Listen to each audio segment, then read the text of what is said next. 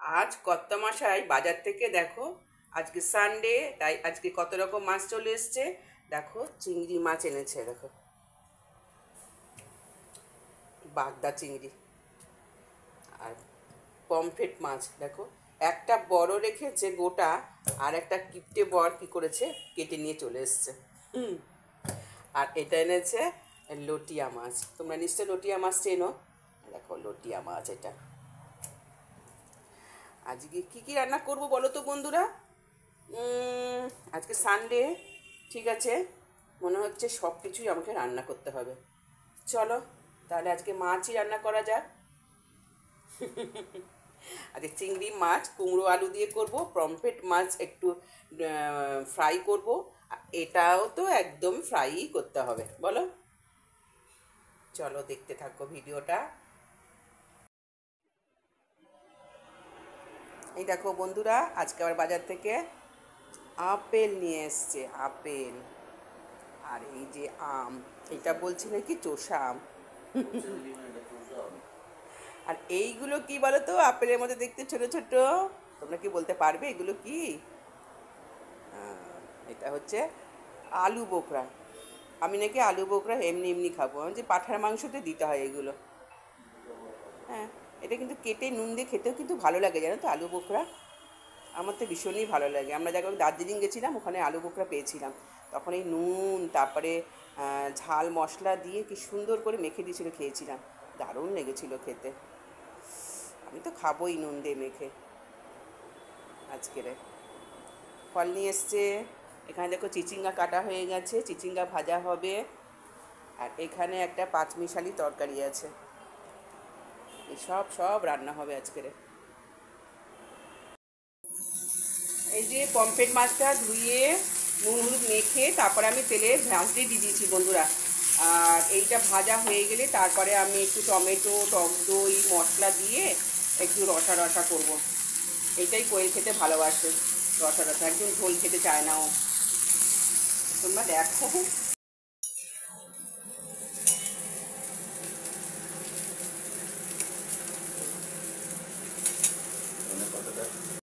এই দেখো বন্ধুরা, মাছগুলো তুলে নিয়েছি। আর এখানে একটু জিরে ফোড়ন দিয়ে একটু তেল দিয়ে দিয়েছি। এখন আমি পেঁয়াজ টমেটো একটু ভেজে নেবো।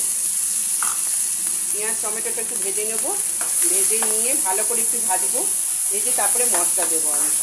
জিরে ধনে গুঁড়ো এগুলো সব দিয়ে মশলা দেবো।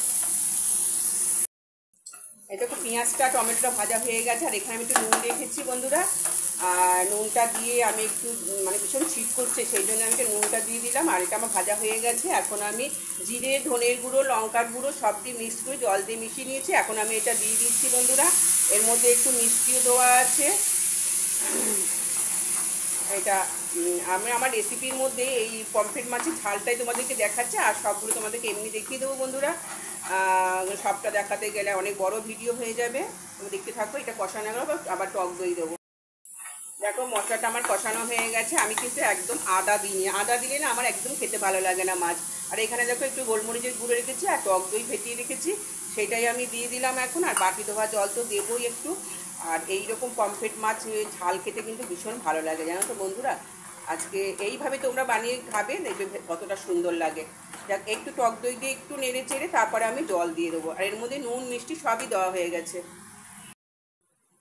দেখো বন্ধুরা, আমার এটা দেওয়া হয়ে গেছে, মানে মশলাটা কষানো হয়ে গেছে। আর এখানে আর কোনো জল অ্যাড করব না। বাটি ধোয়া জল দিয়ে দিয়েছি। আর এখানে যে মাছগুলো রেখেছি এই মাছগুলো আমি এখানে দিয়ে দিচ্ছি বন্ধুরা।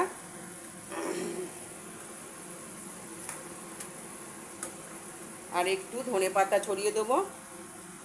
ব্যাস, আমার এটা রেডি একদম। পমফ্রেট মাছের ঝাল একদম রেডি।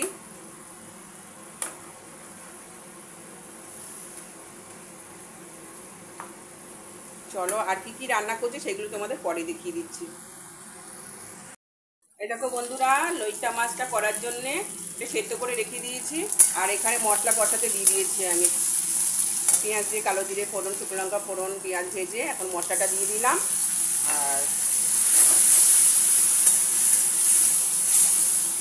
মশলাটা দিয়ে দিলাম। আর এই যে এই লইট্টা মাছগুলো দিয়ে দিচ্ছি, একসঙ্গে হয়ে যাবে।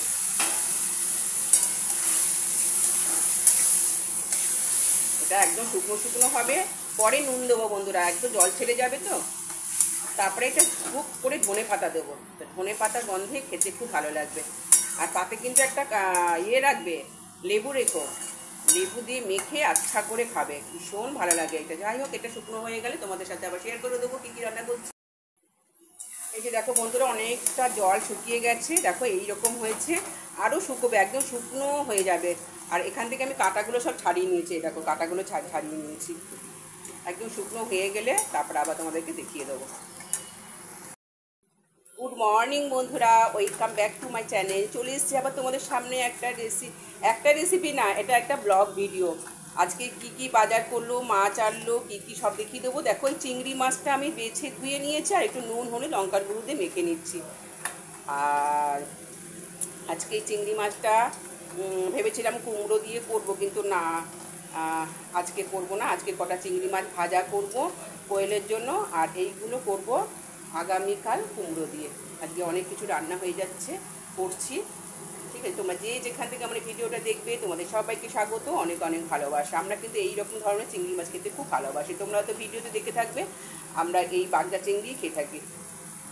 চলো দেখতে থাকো ভিডিওটা, তোমাদের হয়তো ভালো লাগতে পারে, ভালো লাগলে লাইক কমেন্ট শেয়ার করে দিও প্লিজ। টাটা বাই বাই এখনের মতো। এই যে চিংড়ি মাছগুলো, এবার কটা চিংড়ি মাছ আমি ভাজবো বন্ধুরা। আর এইদিকে আমি তেলও বসিয়ে দিয়েছি, এই দেখো।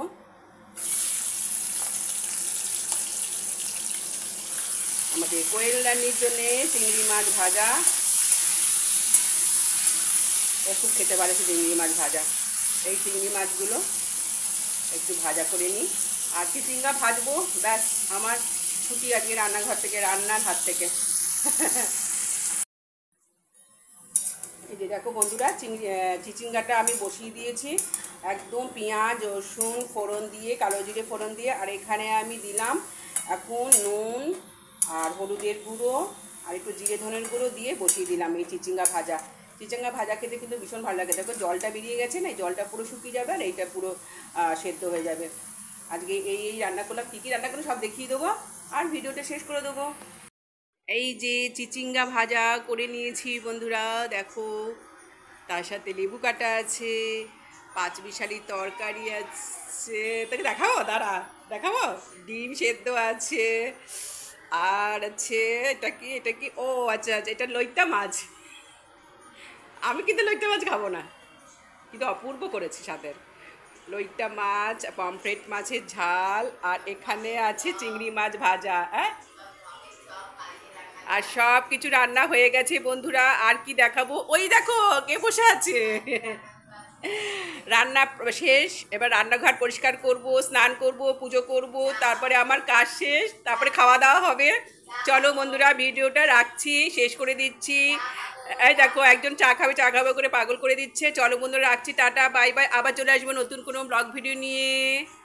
সবাই ভালো থেকো, সুস্থ থেকো।